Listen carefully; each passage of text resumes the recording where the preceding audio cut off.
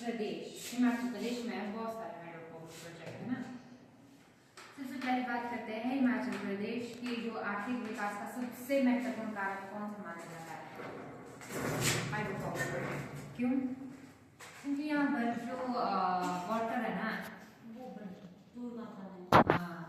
जो जल संसाधन है वो यहाँ पर प्रचुर मात्रा में है। हिमाचल प्रदेश जो हाइड्रो इलेक्ट्रो जो पावर प्रोजेक्ट है ना, इलेक्ट्रॉनिक पावर प्रोजेक्ट है, उसमें आत्मनिर्भर ही नहीं है, बल्कि जो दूसरे स्टेट्स है ना, जो भी इसके सराउंडिंग है, उनको भी इलेक्ट्रिसिटी उपलब्ध करवाता है। हाँ, तो ऐसा टोटल माना जाए तो हिमाचल प्रदेश इसमें आत्मनिर्भर है। और जल विद्युत को श्वेत कोयले के नाम से भी जाना जाता है। क्यों जाना जाता है इसे श्वेत कोयला?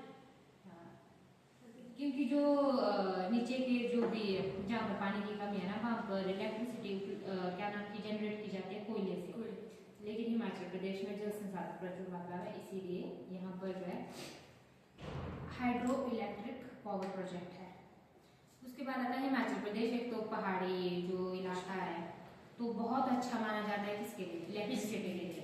क्यों? क्योंकि यहाँ पर ऊपर से पानी गिरता है, चाहे वो क्या बोलते हैं वाटरफॉल हो है ना, उसके द्वारा या खुद से गिराया जाता है ऊपर से, और उसके बाद नीचे होता है टरबाइन, उससे बिजली जो उत्पन्न की जाती है। उसके बाद आता है हिमाचल प्रदेश भारत में जो है जल विद्युत उत्पादन में पहले स्थान पर है, 2021 के बाद रिपोर्ट है ना। और दूसरे नंबर पर है आपका जम्मू कश्मीर, और तीसरे नंबर पर है उत्तराखंड। जितने भी आपके जो उत्तर के राज्य ना इंडिया के, वहां पर जो है ज्यादातर पन बिजली उत्पन्न की जाती है। हिमाचल प्रदेश में जल विद्युत संसाधन बहुत अधिक है और राज्य में राष्ट्रीय क्षमता का लगभग 25% है।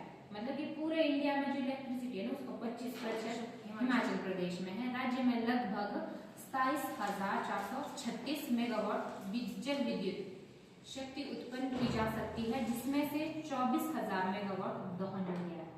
तो इसका आंकड़ा है 27,436 मेगावाट क्षमता है हिमाचल प्रदेश के, और जो कि है 25% इसका भारत की जो टोटल क्षमता है, भारत की जो जितनी भी क्षमता उसका 25% है हिमाचल प्रदेश के पास। और जिसमें से 2400 क्या है दोहन योग्य है। 2400 मेगावाट क्या है दोहन योग्य है, इस्तेमाल करेंगे 24,000 सॉरी 24,000। अब बात आती है इसके, अगर हम की पॉइंट्स की बात करें ना, एक तो ये आर्थिक विकास में योगदान देता है, दूसरा है आत्मनिर्भर है हिमाचल प्रदेश, साथ ही दूसरे राज्यों को क्या करता है बिजली प्रोवाइड करवाता है, और इसको श्वेत कोयले के नाम से जाना जाता है। हिमाचल प्रदेश शीर्ष राज्यों में है जो कि हाइड्रो इलेक्ट्रिक जो इलेक्ट्रिसिटी प्रोड्यूस करता है, 25% है उसका इंडिया का। और टरबाइन डायनामो है, उसके द्वारा इसको क्या किया जाता है बिजली जो उत्पन्न की जाती है। नवीनीकरणीय है, जल संसाधन नवीनीकरणीय है, यानी कि कभी भी खत्म नहीं हो सकता, क्योंकि हर साल मानसून में तो और ज्यादा बारिश होती है ना। ऊपर से ये सस्ता भी है, क्योंकि कोयले में ज्यादा खर्च लगता है और प्रदूषण मुक्त है। ये इसकी मेन जो है क्या है फीचर्स है, विशेषताएं है इसकी। और उसके बाद आता है कि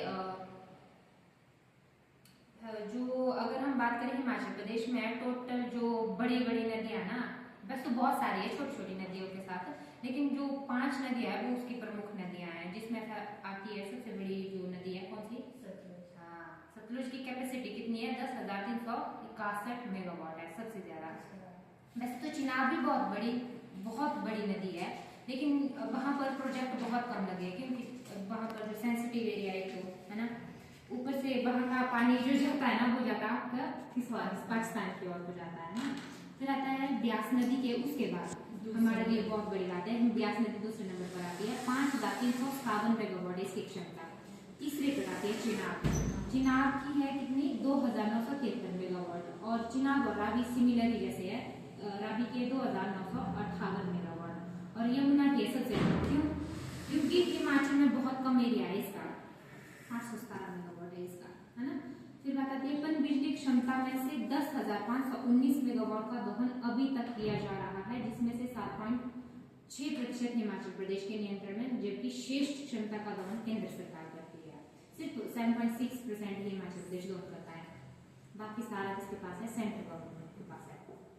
अब आता है हिमाचल प्रदेश के जो प्रोजेक्ट है। सबसे पहली बात नाथप्पा जागड़ी जल विद्युत परियोजना कहाँ पर है ये किन्नौर में सतलुज नदी पर बना है। ये 1500 मेगावाट बिजली उत्पादित करता है। ये बना है, इसका निर्माण कार्य होगा स्टार्ट 1993 में 1993 में, लगभग 10-11 साल के बाद ये चालू हुआ है, कब 2004 में।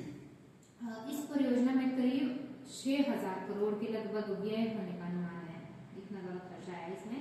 यह परियोजना केंद्र तथा राज्य सरकार द्वारा संयुक्त रूप से विश्व बैंक की सहायता से चालू हुई है। कौन सी है ये फर्स्ट परियोजना?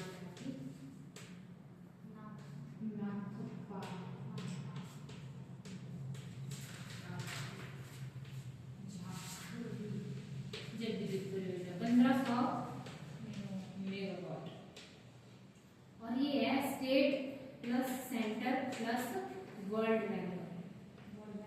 हाँ, उसके सहयोग से चलती है ये विश्व बैंक जिसको बोलेंगे, है ना, इसके सहयोग से चालू हुई है ये।